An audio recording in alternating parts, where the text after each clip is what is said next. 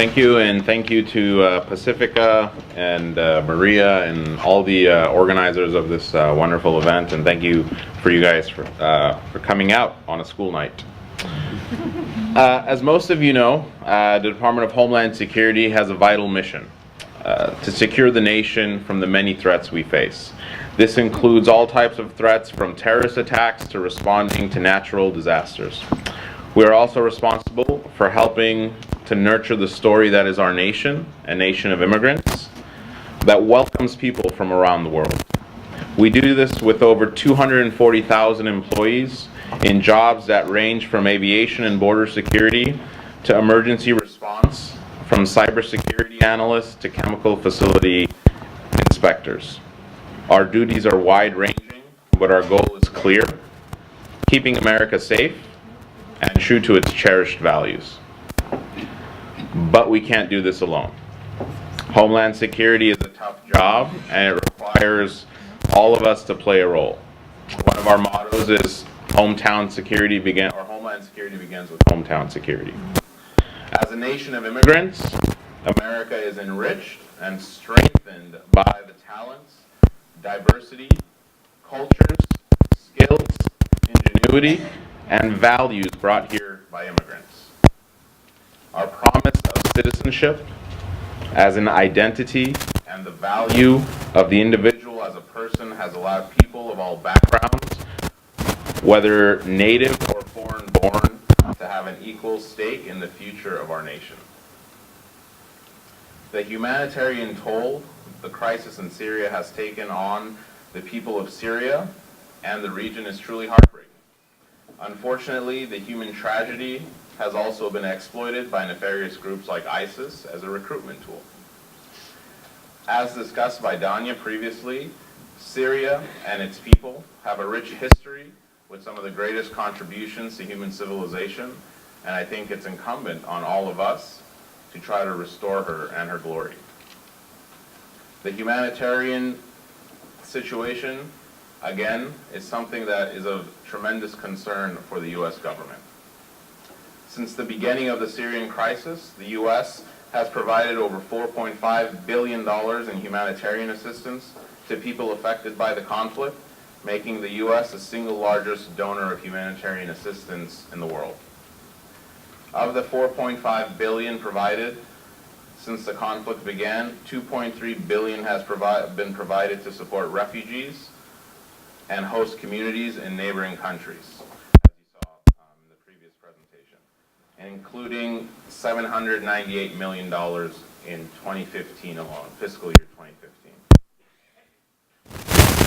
Approximately, we think the number of refugees is about 3.9 million, and they have primarily fled to residing in bordering countries in Jordan, Lebanon, Turkey, and as you saw, Egypt. While the initial response to the crisis focused on aid and protection for refugees in the region, in late 2013, the UNHCR, or the United Nations High Commission for Refugees, announced its intention to add refugee resettlement to the range of humanitarian responses, which was an important designation. The UNHCR has announced a goal of referring at least 130,000 refugees to all resettlement countries by the end of calendar year 2016. Just in last September, Secretary John Kerry announced that the United States would significantly increase the number of refugees it would accept for resettlement in 2016 and 2017. The United States will resettle 85,000 refugees in 2016, with at least 10,000 being designated from Syria alone. And in 2017, that number is expected to rise to at least 100,000 refugees. Secretary Kerry also announced that in addition to increased refugee resettlement numbers in Syria, the U.S. would also increase its financial contributions to the humanitarian crisis. The U.S. has played a visible role in assisting Syrian refugees in the region by offering resettlement opportunities, working with NGOs since 2014. In 2014 and fiscal year 2015, the U.S. Refugee Admissions Program, which is the official program adjudicating refugees in the United States, received a large number, its largest number, from Syrian refugee applicants. Syrian resettlement referrals and interviews have actively proceeded and increased in scope this year, while we adjudicate these applications, we still remain cognizant of the security situation in Syria. So how many numbers are we talking about? Again, not a tremendous amount. In fiscal year 2015, which just ended in October, the U.S. accepted 1,682 Syrian refugees, and in 2014, that number was 105. While committing to increasing, it's a big difference. It was a small number, so we hope that trend continues to increase.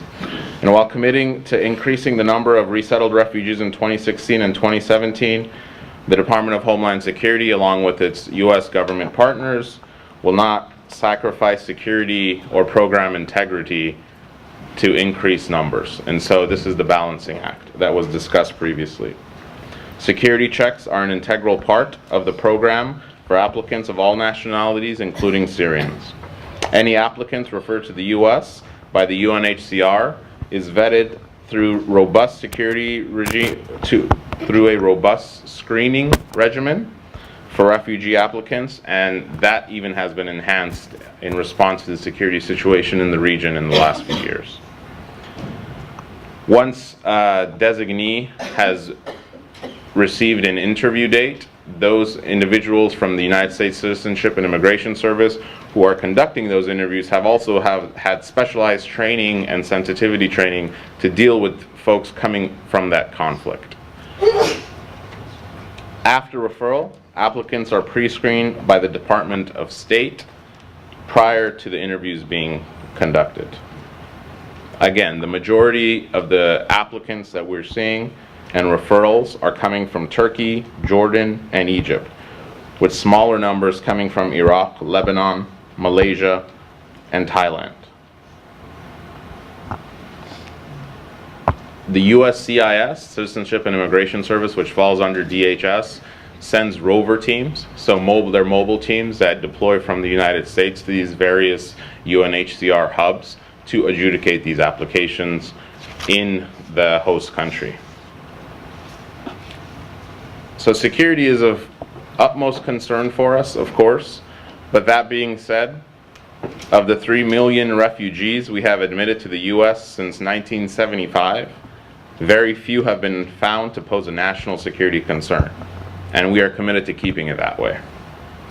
The vast majority of refugees go on to lead productive lives, receiving great educations, working hard, and innovating for some of our greatest companies here in the United States.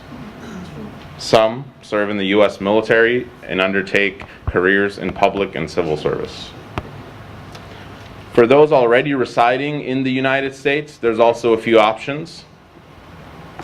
First and foremost, those who are in the United States with or without status should apply for the designation of temporary protected status. This status, which was given to Syrian nationals as of March 29, 2012, gives folks in the country authorization to work. It allows them to request travel authorization, and they cannot be removed from the United States while they are designated as TPS. Additionally, of course, Syrian nationals who reside in the U.S. already may apply for asylum. And the USCIS Asylum Division has also seen a tremendous increase in those numbers from individuals who already reside in the United States. So again, this is a complicated issue, of course. Humanitarian concern is of utmost concerning to us in the United States.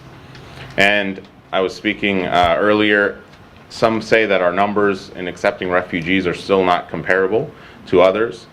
But again, we are looking at aiding Syrians in this crisis from a holistic approach, and our aid, as we are continuously increasing it in the host countries, that's one of the reasons why.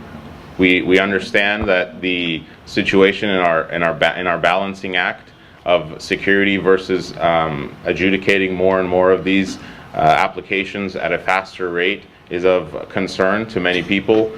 But again, the United States is proud to continuously increase its aid to the people, whether it's in the United States or abroad. Thank you, and I'll be happy to answer any questions later.